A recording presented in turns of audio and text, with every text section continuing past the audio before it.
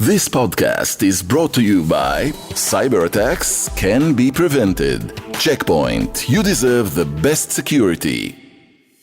Benjamin Netanyahu breaks his silence after the elections. Donald Trump breaks bread with a Holocaust denier. And wait till the end of the program to find out you don't have to be fun at work. This is Unholy. I'm Yonit Levy of Channel 12 in Tel Aviv. And I'm Jonathan Friedland of The Guardian in London.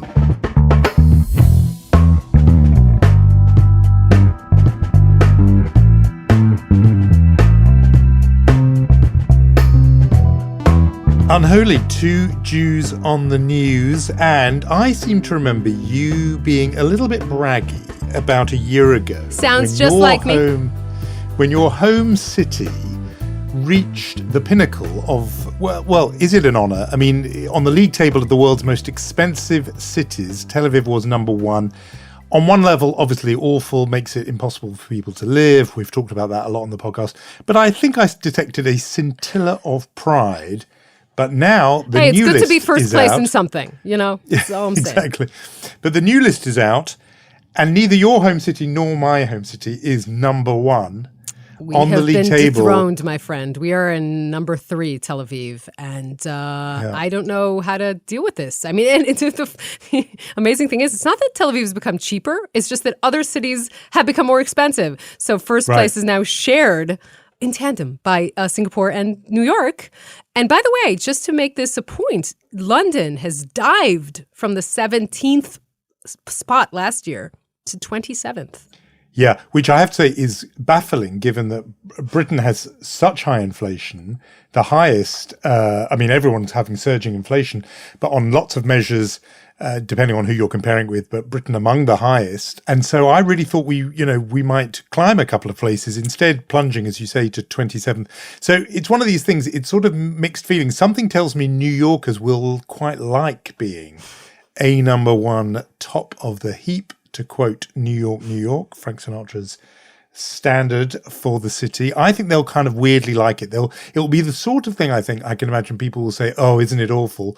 But, in a kind of humble brag way, because it's somehow, if you're there and you're making it, then it shows there's something sort of alpha about being the most expensive city. I think Tel Avivis felt that a little bit last year. Mm-hmm. There's something sort of exclusive about it, but also it's pretty rough to live there because it just means people cannot get a home to live in and it's just really unmanageable. I'm going to use my lower octave voice here, Jonathan. Do you need any money?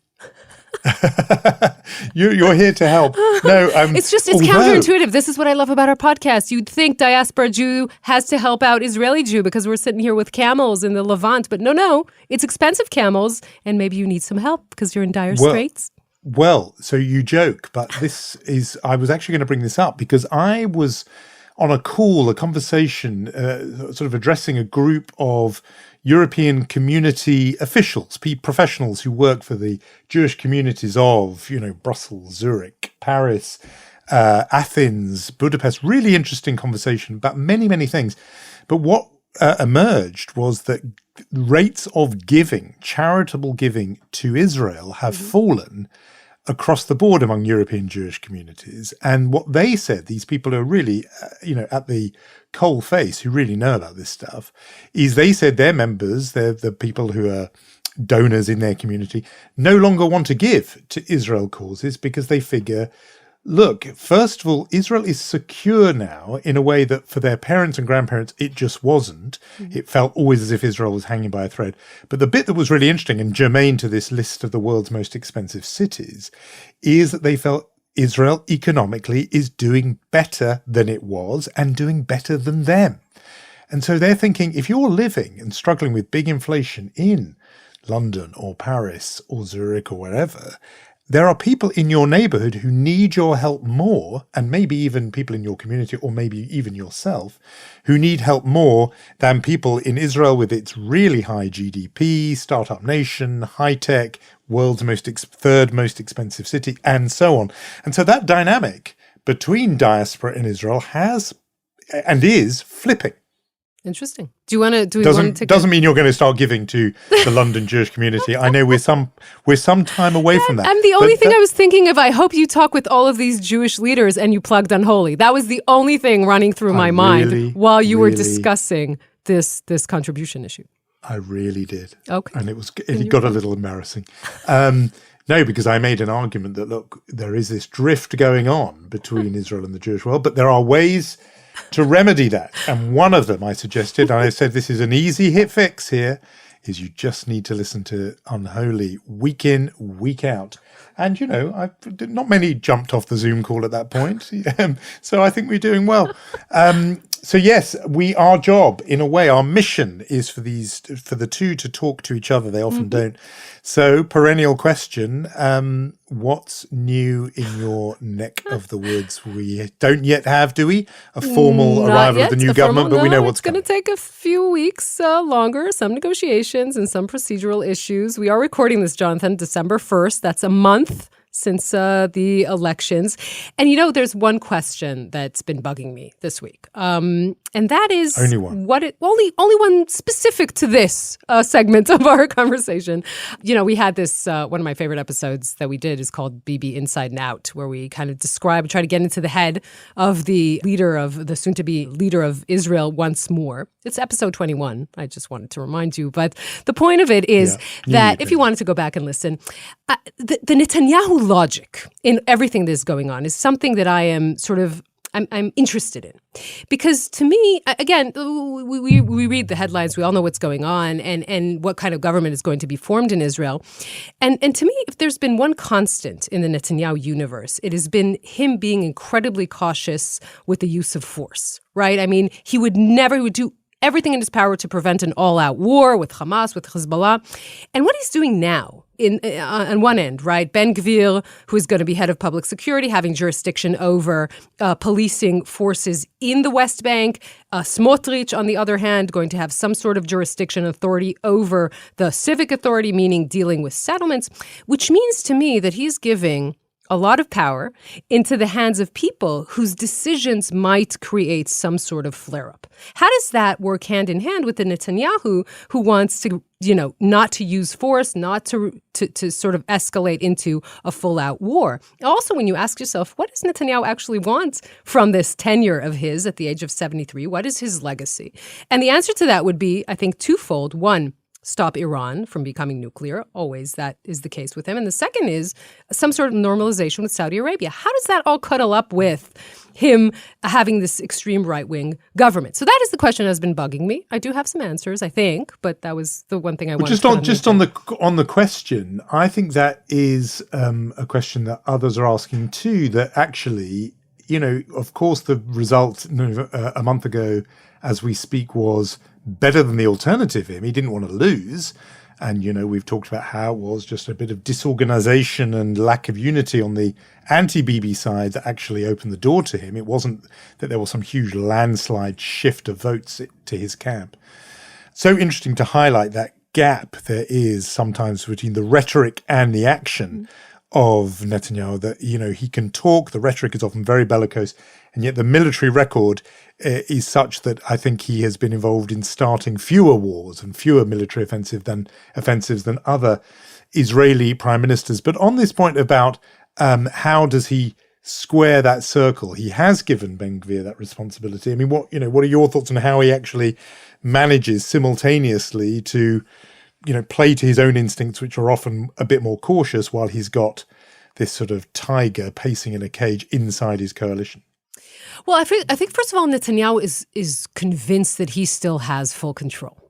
First of all, notice that he didn't give Smotrich himself the defense portfolio, which is what Smotrich wanted. He thinks that all of these sort of authorities or jurisdictions that he gave Ben Gvir and Smotrich will still be under his control. I think that might be a sore mistake because reality has its way of forming different situations. And I think he did make the point, and this is, it's going a little bit into the weeds here, but he did keep some enclaves in his control. He didn't give Ben Gvir any authority over Temple Mount because he knows that is the hottest of points that can start up a war not only with Gaza but with the rest of the Arab world.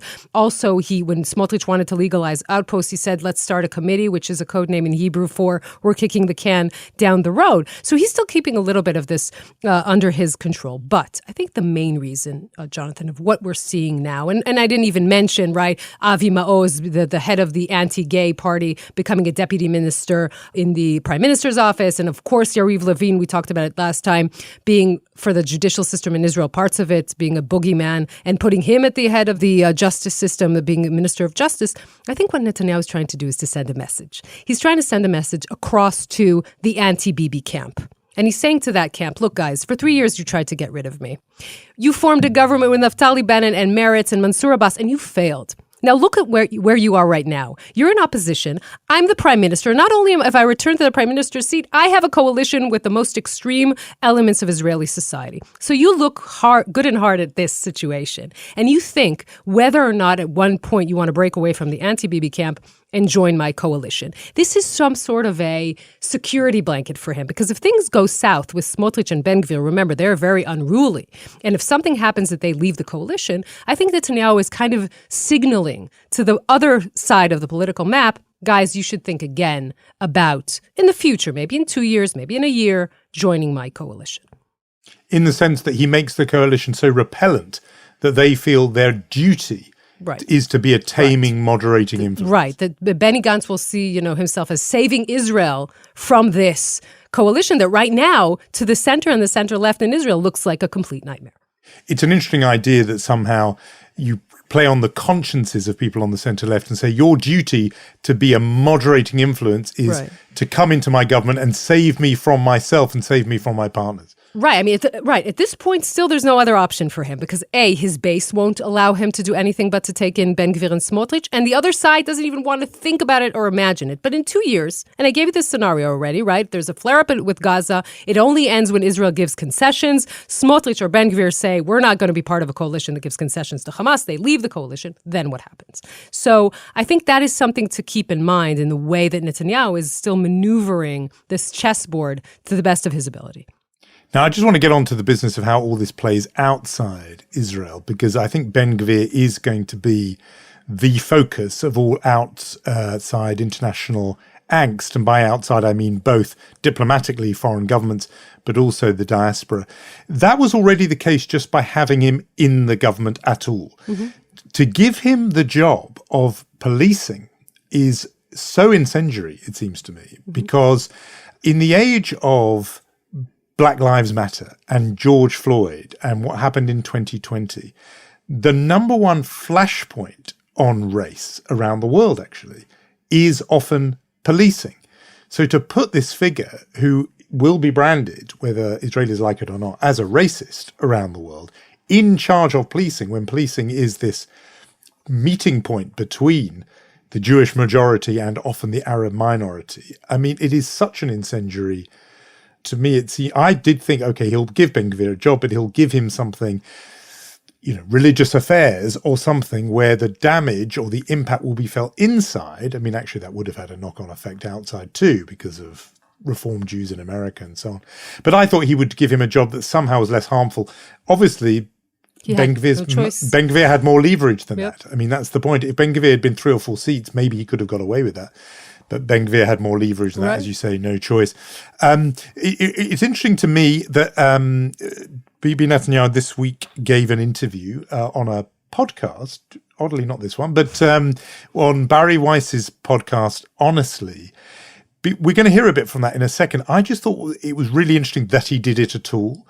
It suggests that this thing that we were just talking about a moment ago about how the rest of the world views what's going on with this government is on Netanyahu's mind too. He wanted to speak to Americans. He wants to speak, in a way, to American Jews. Bari Weiss it's not the same as just doing, CBS or whatever. That seems interesting too. It seems that now that he's won, he needs or is concerned to ensure that his government is not a pariah around the world. He knows that it could be. Because of Avi Maoz, a homophobic minister in his government, because of Ben-Gvir, the footage of Ben-Gvir, kicking, carrying a gun, going into Arab neighborhoods and rabble-rousing, the record he has, inciting in the period leading up to the Rabin assassination. All of that, he's aware, he knows that plays outside, and so he decides to go on Bari Weiss and offers a couple of messages I'm sure he thought were aimed to be reassuring. We can probably hear one of those. Israel is not going to be governed by Talmudic law. We're not going to ban LGBT forums. My view on that is sharply different, to put it mildly. And we're going to remain a country of laws. I govern through the principles that I believe in. Exactly what you said. The message is, of course, I'm in charge, and we are not going back to the Middle Ages. Israel is still a democratic country, and no, we're not going to do anything with the LGBTQ rights. I agree that I think it's incredibly interesting that what he's doing is talking to Bari Weiss. First of all, we should note, being the Israeli media representative in this conversation, Netanyahu has not spoken to the Israeli public since the elections. I think he thinks that part is covered, right? He won. Not only hasn't he spoken to the Israeli public, he has broken from his long policy in talking to the mainstream media in the weeks before the elections. He didn't do that either this time. And what he's doing is he's talking to an American audience of a center position, not too right, not too left. And he's talking to the pro-Israel audience, obviously, as well, and the Jewish audience. And he's sending that message, assuaging the fears or the anxieties they might have. I think it's extremely interesting that he's also talking to a podcast. And you mentioned that, right? I mean, it's not the mainstream media. Netanyahu is walking away from that. He could have talked to the Wall Street Journal or to Fox News but he wanted a long-form conversation. He wanted to be heard. And at 73, he is more modern thinking than many of his younger peers. And he's saying, this is the medium of the future. I want to go talk to the podcast. I have to admit, I'm torn here because I'm the anchor of the evening news. Can't get more mainstream than that. Also doing this podcast. I don't know what is better, but that is a very interesting move by him. Really interesting. And you mentioned there the other options he could have had. I mean, I was thinking just purely in terms of mainstream media when I mentioned, CBS or a newspaper or whatever, that would have been conventional. But think about the politics too, because he could have gone on Fox News, one of those shows, they love him there. That would have been a very natural fit. But if you are trying to reassure American Jews who are not really in the Fox News place, religious American Jews perhaps they're more right-wing, more Republican, 75% or so are Democrats. They're not Fox News viewers. Bari Weiss was a perfect bit of positioning an American Jewish figure who is, as you say, not really aligned massively one way or the other, fairly centrist. So very deliberate. I thought I'm interested. You'll tell me if I'm overinterpreting, because Lord knows we're capable of doing that on this show. He says we're not going to be ruled. We will not have some return to Talmudic law, right? I thought Talmudic. I'm going to be Talmudic for a second. It's an interesting choice of word because I've gone around some of those settlements and seen the graffiti in Hebron, etc. The demand that is sprayed on walls is not for Talmudic law. It's for Torah law, as they would put it, right? Halakhic law, but Torah rather than Talmud, right? And therefore, Talmud is it's an easy thing for him to say because I think he thinks Americans will hear that and say, oh, good, he's not going to be some theocrat. But he does it without angering the sort of Ben-Gvir Smotrich right, because actually that's not their demand, that they have a state of rabbinic Talmudic law, but rather Torah law, as they might phrase it. Am I overinterpreting this choice of words? Actually, I hadn't thought of that point. And I don't know, because this is so clearly for an American audience, it's so clear that they, that Smotrich and Ben-Gvir, I don't think would be listening in. And if they would, I'm not sure they would care one way or another the way he phrases it. But I think it's interesting that Netanyahu is definitely a man of words and he knows the difference. So I think now that you pointed out, it's an interesting it seemed to me a way that you reassure America without angering that bit of Israel. And that is a tight act to follow. It's very difficult. And it may even have been instinctive, but he knew that would be a word that would reassure liberals in America and without necessarily provoking, poking the bear inside his own coalition. So I thought that was significant. And if we are on the topic of Ben-Gvir and Smotrich, actually not leaving that topic for the last couple of minutes, we should mention an incident in Hebron on Friday. An Israeli soldier was taunting an activist, saying to him, Ben Gvir will sort this out. Yet another soldier physically attacking one of the activists. Now, the battalion commander deciding on 10 days jail time for the soldier who supported Ben Gvir, the soldier that was behind the physical assault. That punishment is still pending. Now, this is what happened after, and this is interesting because we've been asking ourselves what is going to happen with Ben Gvir now that he's soon to be in office in a ministerial position. Will he become a pragmatist and lower the flames, or will he talk the way he's always talked? So this is what happened. He heavily criticized the decision to jail the soldier. He said it was crossing a red line. That automatically led to online harassment, bullying, even threats against the Givati battalion commander who decided on jail time for the soldier. And then Ben Gvir had to walk this back because he saw the effect of his words, and he started saying, no, it's not the fault of the Givati battalion commander. The whole situation is the fault of Benny Gantz, the defense minister. So the situation really, I mean, besides the fact that this is a whole other topic, that Israeli soldiers find themselves generally in a situation where they have to be some sort of a police force. But besides that, what we see here is the realization that Ben Gvir has, maybe others in this soon-to-be government have, that now there's a big difference between being in this position and flaring up the rhetoric, or rather having to walk back your words. I mean, this goes to the issue that you talked up before the election, that it's one thing to be the rebel on the outside firing up the crowd, very different when you've got the ministerial briefcase in your hand. Your words have a different consequence. I just want to go back to the incident itself, because these pictures, I think, did good to, I was going to say they went around the world.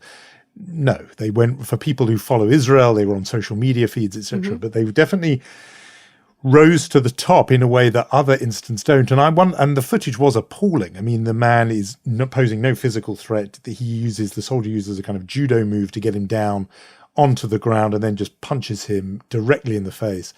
They're very shocking. And yet a voice in me did wonder to myself, are we all finding this more shocking because it's a Jew who is the victim rather than a Palestinian Arab? In other words, are there not incidents like this probably much more often? And yet somehow it's that notion of a Jewish soldier hitting a Jewish activist, two young men of similar sort of age. Was that why it was so sort of unsettling to see it? I don't know. The point you're making about Ben Gvir and the ability he has to, as it were, reprimand or even direct the IDF on the ground. This one piece of the Ben Gvir biography I'm not clear on, so this is a question to you. What sort of military background does he have? No, because this is important. The Shin Bet thought it was 2 days because he was obviously part of the incitement before Rabin's assassination. The Shin Bet, Israeli intelligence, decided that he is it's too dangerous to put him into. So they refused his military service. He never went to the military. Again, you'll tell me, but I think that surely will have a bearing on his standing, his sort of locus when talking about military matters and security matters. People who are not from Israel will know that in any conversation, if you start offering an opinion, people will quickly tell you, well, what military service did you do? Meaning you didn't do any, you don't know about this. And we know that other politicians have had that problem without having a big military record, going back to Shimon Peres or whatever. If you hadn't worn the uniform and been in an elite unit or in combat, then your credibility is less. It's an odd thing that here's this super hawk, again, that's putting him far too kindly, to my mind, a thuggish racist, but who hasn't actually done the basics that every Israeli man or woman has done in a conscription army. Does that limit his ability to talk tough and to boss around battalion commanders on the ground? This has been priced into the Ben Gvir phenomenon already. It's known that he doesn't have military service at all. Bezalel Smotrich, who wanted to be defense minister, has very little military service. By the way, I think a defense minister can be a civilian, just to make that clear. So the followers of Ben Gvir like his rhetoric, like his tough guy talk, and they don't care anymore if he does not have military experience. That's the short answer to the question. It's like Trump with the bone spurs. He dodged the Vietnam draft with bone spurs. Nevertheless, you go to a Trump rally, they're all wearing T-shirts with him dressed up as if he's Rambo. It's a disconnect, but absolutely, they've priced it in. Well, we are on the issue of Trump. It is your habit, Jonathan, to elegantly just segue to our next topic. Well, gosh, I know. I mean, we can't leave him, even though he's the ex-president and, a wounded figure by those very poor midterm results. He is in the news again, and this time for his choice of dinner guest at Mar-a-Lago in Florida. Around his table was not only Kanye West, the performer who has developed a really alarming sideline in anti-Semitic rhetoric, but with him was Nick Fuentes, this 20-something broadcaster who broadcasts on a program that he calls America First, which also has some very dark historical resonances, and is an overt white nationalist and Holocaust denier. And the two of them broke bread with Donald Trump in Mar-a-Lago. I mean, Fuentes, I've been very reluctant. I think we sort of talked about this offline, as it were. I was thinking, do I tweet this bit of footage of Nick Fuentes on TV denying the Holocaust? It's so chilling to me. In the end, I decided not to because I just didn't want to amplify it. It is so sinister. It's Fuentes talking about whether it was possible to bake 6 million cookies in a certain number of ovens over a certain period of time.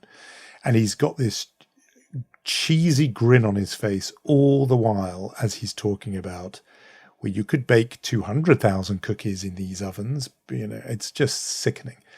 And it's a sort of, he's almost flirting with the camera saying, see, I'm denying the Holocaust without actually denying the Holocaust, but you know what he's doing. So he is the lowest of the low in terms of white supremacist Holocaust denying racists. And yet there he is at the table of a former president. To me, this is, we'll talk about lots of the sort of politics of it, but I think it is a significant moment in the mainstreaming of anti-Semitism in American life. And you have to go back very far, I think, really to the pre-war period to find as significant an embrace as this. And I think this is more because he is a former president, former holder of the highest office in the country, making legitimate this level of hate. I don't think you can find a precedent for that. And it goes along with what I think Kanye West is up to here, which is Kanye West also announced himself as a presidential candidate. Easy to dismiss as a joke, given he's an entertainer, he's a rapper, he's got clearly documented mental health issues, and you could think, okay, we don't have to take this seriously. But he's running for president with a lot of fame, 30-odd million followers online, social media, who clearly means to make the organizing principle of his movement anti-Semitism. That's not the side, that's not a bug, it's a feature, it's central to what he's doing. And he's been on platforms with other right-wing figures and then been annoyed with them and denounced them for not coming on board with the anti-Semitism. There's footage of him walking out of the show because the guy wouldn't say the Jews are to blame. He kept on talking about them. Mm-hmm. And so this is a real sort of step change, it seems to me, in what's happened in the United States. You've got a former president making it acceptable, and you've got a big name celebrity going all in on Jew hatred. We'll talk about the big business of the dinner itself and who's condemned and who hasn't, but that itself seems to me to be very significant. Yes, and I agree. And I think what I find dispiriting beyond what you said is that we keep finding ourselves talking about anti-Semitism and how to combat it. This is a Jewish podcast. We're Jewish. We like to talk about Jewish values and Jewish issues and what's the difference between you being a Jew in London and me being a Jew in Tel Aviv. And instead, we find ourselves again and again returning to this topic as if this is what Jewish life is, right? Combating anti-Semitism. It isn't. And of course, obviously, the war against anti-Semitism should be part of a global community, not only a Jewish community. But it does, find me in a dispirited mood in which we keep returning to this topic. It's, of course, an incredibly important one, but it can't be the only thing that the Jewish life means.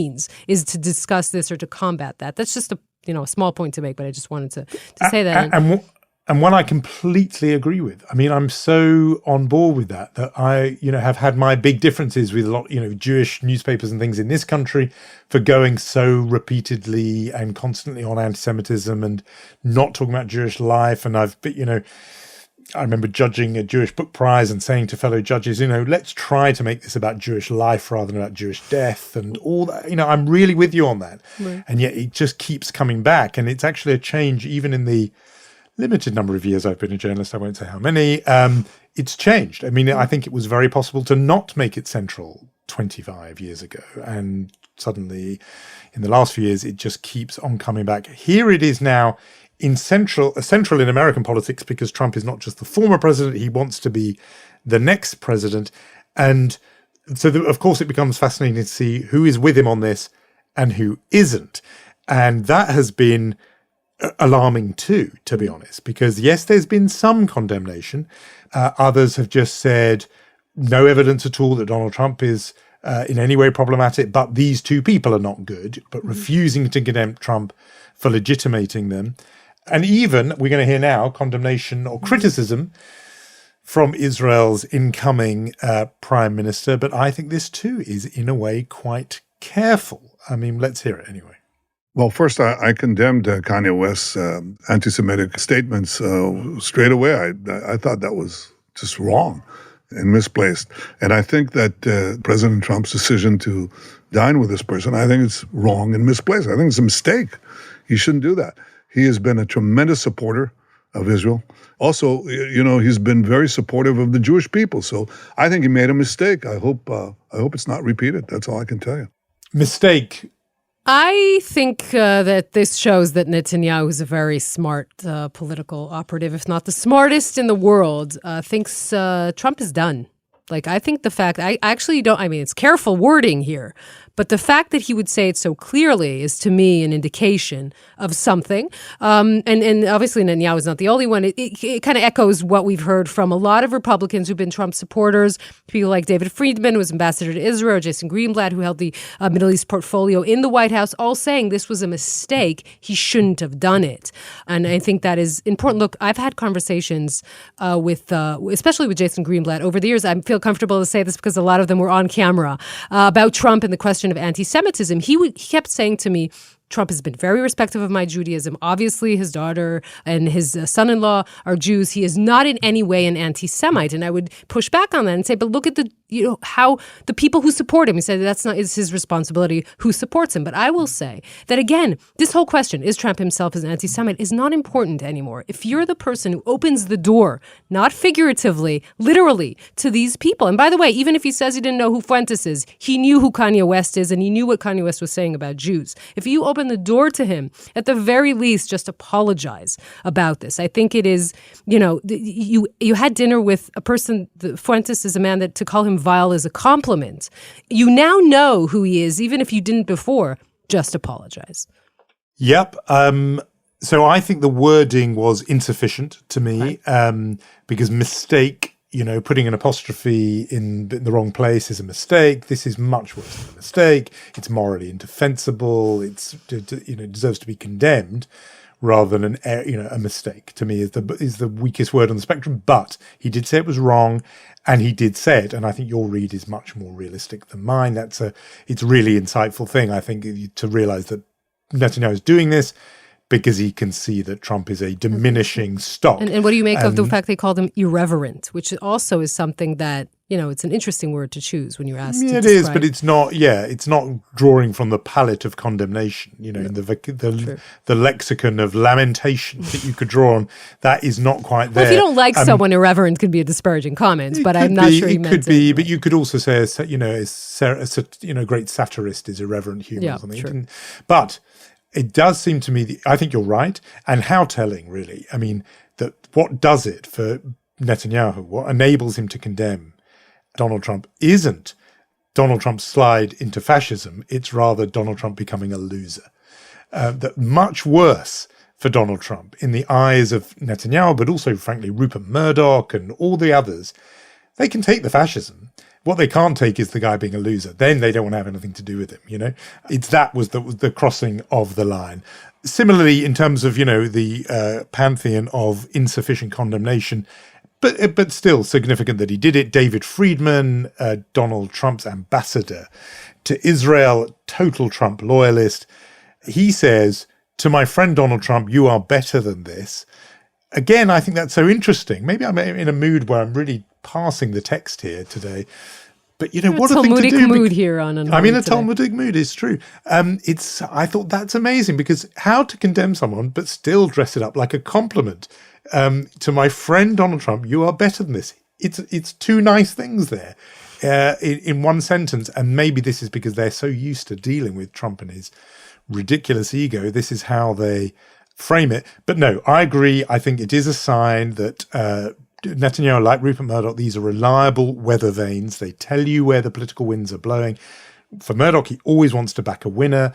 For Netanyahu, actually the same, but also that sense that he doesn't have to pull his punches wholly pull his punches because the guy is on the downward slide. But I do think other people have made this point. It's really worth keeping an eye on Ron DeSantis and his lack of condemnation.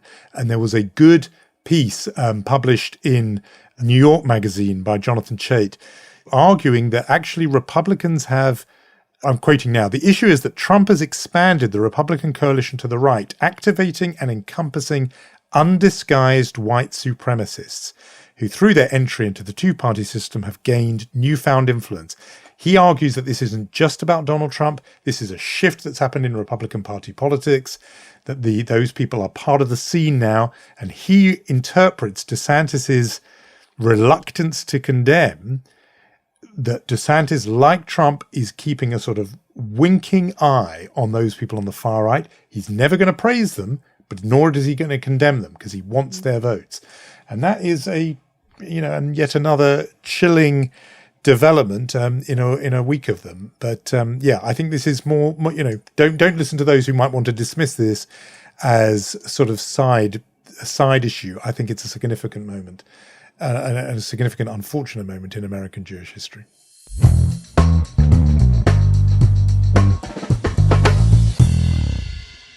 So we have awards to distribute, Yonit, and the bid for Chutzpah Award came in early and managed to just see off all comers.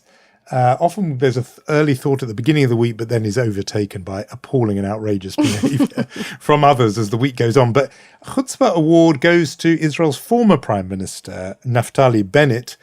Good for him for winning this award, because he wrote an op-ed piece in the New York Times all about his government and making a wonderful case for it, how meaningful it was and the significance of it in the grand sweep of Israel's 75-year nearly long narrative.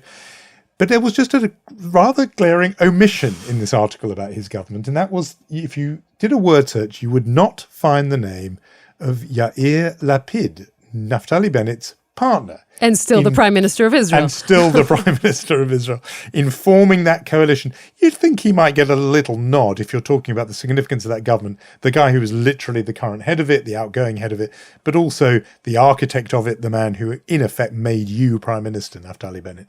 So I think that is chutzpah in quite a traditional sense, and I hand it to Naftali Bennett with just because it's fun to give the counter arguments to your arguments. I would just say that it's not that Lapid mentions Bennett, right? I'm just saying that we discussed this. It's not exactly brotherly love between those two, and I think Lapid definitely could have done a lot more to try and keep Naftali Bennett inside the coalition. So it's indicative from both ends on, how this relationship now looks and the kind of bad blood that is between them. And thus endeth the attempt to have a right-left coalition in Israel. I don't know when we'll soon see that attempt again.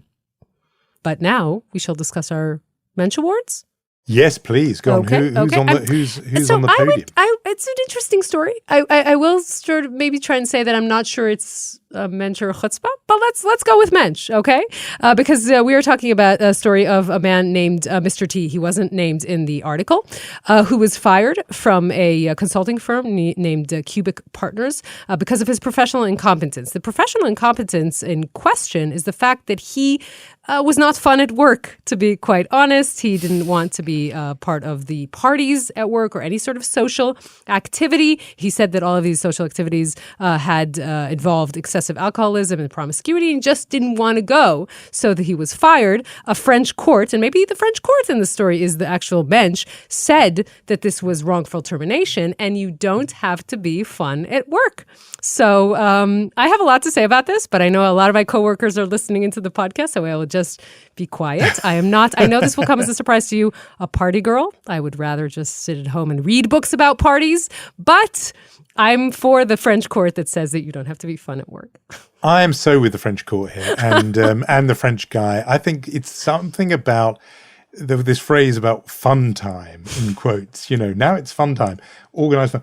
Nothing makes the heart sink more than those moments where, your work colleagues say, now we're all going to have fun together.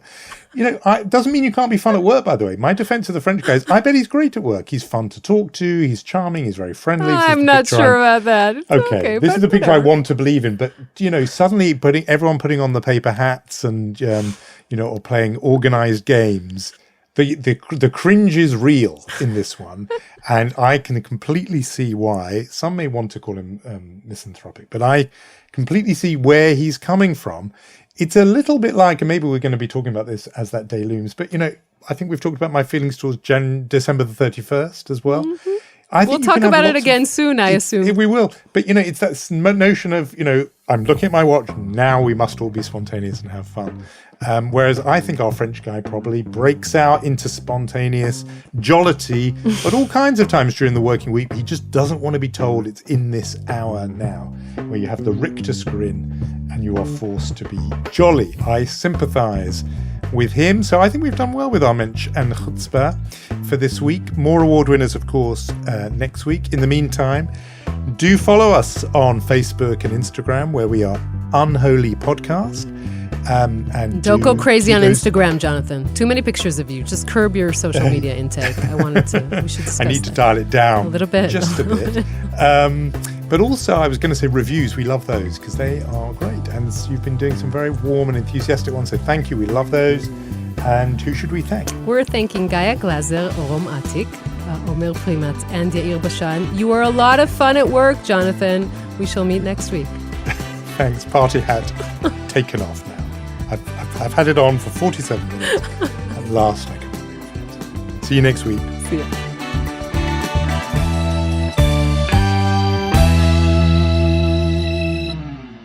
This podcast is brought to you by Cyber attacks can be prevented. Checkpoint. You deserve the best security.